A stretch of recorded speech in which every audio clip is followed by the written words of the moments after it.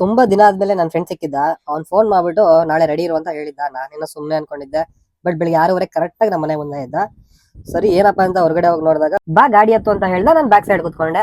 ಇಬ್ರು on the way ಹೋಗ್ಬೇಕಾದ್ರೆ ಒಳ್ಳೆ ಸನ್ರೈಸ್ ಆಗ್ತಿತ್ತು. ಅದನ್ನ ನೋಡಿ ಸೂರ್ಯದೇವನಿಗೆ ಕೈ ಮುಗಿದ್ಬಿಟ್ಟು ಚಾಮುಂಡಿ ಬೆಟ್ಟ ಸ್ಟೆಪ್ಸ್ ಹತ್ತಕ್ ಸ್ಟಾರ್ಟ್ ಮಾಡಿದ್ವಿ. ತುಂಬಾ ದಿನ ಅಲ್ಲ, ತಿಂಗಳಲ್ಲ, ವರ್ಷಗಳೇ ಕಳೆದೋಗಿತ್ತು ಅನ್ಸುತ್ತೆ ಚಾಮುಂಡಿ ಬೆಟ್ಟಕ್ಕೆ ಬಂದು. ಸಂಡೇ ಅಲ್ವಾ, ಕ್ರೌಡ್ ಜಾಸ್ತಿ ಇತ್ತು. ನಾವು 400 ಸ್ಟೆಪ್ಸ್ ಹತ್ಬಿಟ್ಟು ಒಂದ್ ಬ್ರೇಕ್ ತಗೊಂಡ್ವಿ.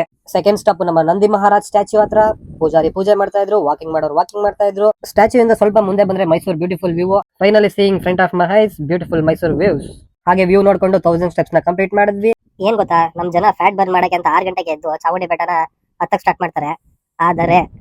ಆದರೆ ಇಲ್ಲೊಬ್ರು ಬಜ್ಜಿ ವಡೆ ಅಂಗಡಿ ಹಾಕೊಂಡು ನಾವೇನ್ ಸ್ವೆಟ್ ಔಟ್ ಮಾಡಿರ್ತೀವಿ ಅದನ್ನ ರಿಟರ್ನ್ ಆಯಿಲ್ ಇಂಟೇಕ್ ಮಾಡಿಸ್ತಾ ಇದಾರೆ. ಬಜ್ಜಿ ವಡೆ ತಿನ್ಸಿ ಏನ್ ಮಾಡೋದು, ಈ ತರ ಜನ ಎಲ್ಲಿ ಸಿಗ್ತಾರೆ ಹೇಳಿ. ನಾವಂತೂ ವಡೆ ಬಜ್ಜಿ ತಿನ್ಲಿಲ್ಲ. Discipline maintained. ತಾಯಿ ಚಾಮುಂಡೇಶ್ವರಿ ಅಮ್ಮನವರ ದರ್ಶನ ಮಾಡಕ್ ಆಗ್ಲಿಲ್ಲ, ಯಾಕಂದ್ರೆ ನಾವು ಸ್ನಾನ ಮಾಡಿರ್ಲಿಲ್ಲ. ಹಾಗೆ ನಾವು ಟೆಂಪಲ್ ರೌಂಡ್ ಹಾಕೊಂಡು ನಮ್ ಫ್ರೆಂಡ್ ಒಬ್ಬ ತಿಳಿ ಗಂಜಿ, ನಾನು ಪೇಪರ್ ಗಂಜಿ ಎಣ್ಣೀರು ಕುಡ್ಕೊಂಡು ರಿಟರ್ನ್ ಚಾಮುಂಡಿ ಬೆಟ್ಟ ಮೆಟ್ಲಿಳಿದು ಮನೆಗೆ ಬಂದು ದಬಾ ಹಾಕೊಂಡ್ವಿ.